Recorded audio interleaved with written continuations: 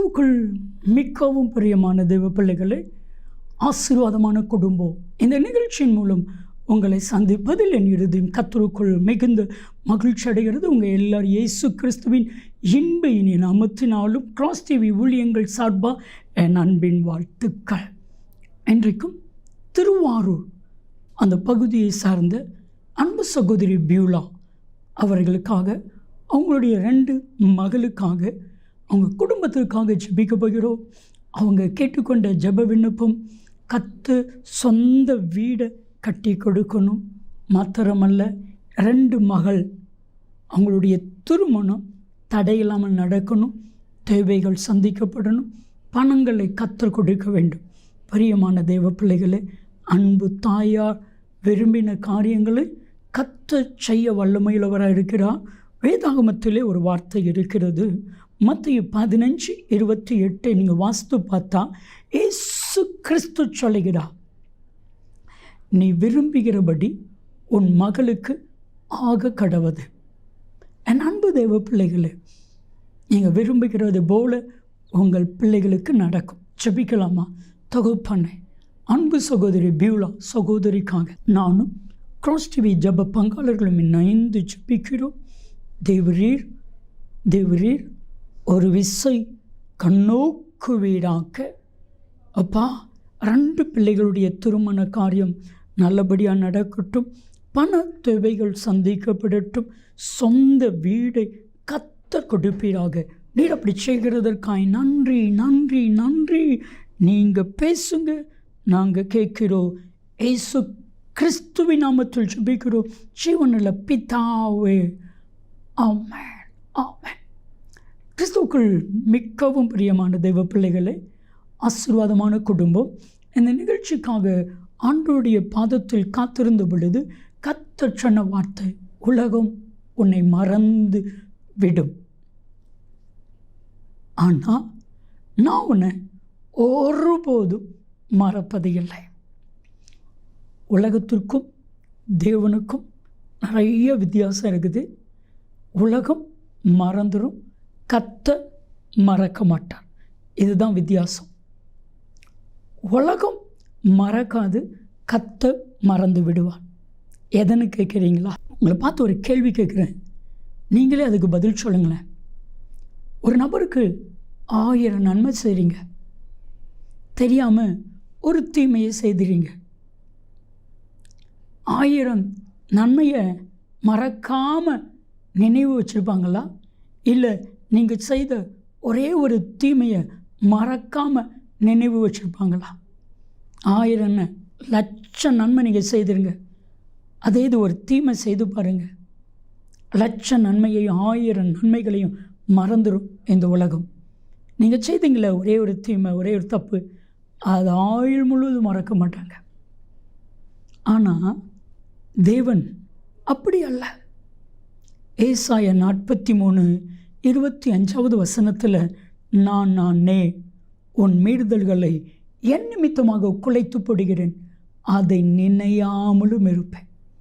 நம்ம லட்சம் கோடி தப்பு பண்ணாலும் அது ஆண்டவருடைய கிருபையினால் மன்னிச்சு அதை நினைக்க மாட்டார். ஆனால் ஆண்டவருக்காக நீங்கள் ஏதாவது ஒன்று செய்து பாருங்களேன், அவர் கோடி செய்வாருங்க. நீங்கள் ஒன்று செய்தால் அவர் கோடி செய்வார். ஒரு நாள் மறக்க மாட்டார், ஒரு சூழ்நிலையிலும் மறக்க மாட்டார். வேதாகமத்தில் ஒரு கேள்வி, தேவனே ஏன் மறந்தீர்? சீயோன் குமாரத்தி. இந்த சீயோன் குமாரத்தி என்றால் தேவனால் தெரிந்து கொள்ளப்பட்ட தெய்வ ஜனம் என்று அர்த்தம்.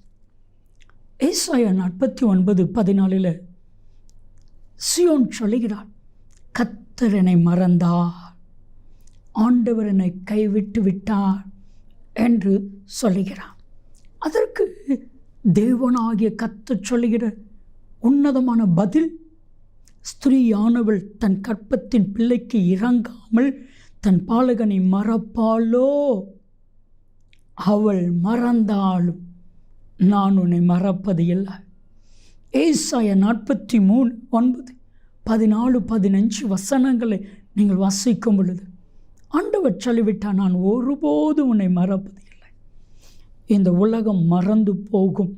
எழுதி வச்சுக்கோங்க, எழுதி வச்சுக்கோங்க. ஆனால் தேவன் ஒரு நாளும் மறக்க மாட்டார். ஒரு நபர் என்ற வேதனையோடு சொன்ன வார்த்தை, ஒரு காலத்தில் என்கிட்ட பணம், ஆஸ்தி, அந்தஸ்து எல்லாம் இருந்துச்சு, நான் நிறைய பேருக்கு நன்மை செய்தேன்.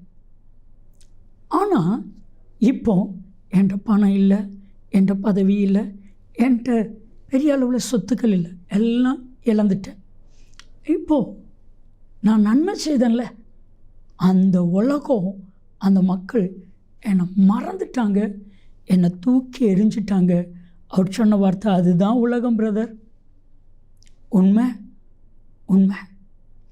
உலகத்துக்கும் தேவனுக்கும் நிறைய வித்தியாசம்.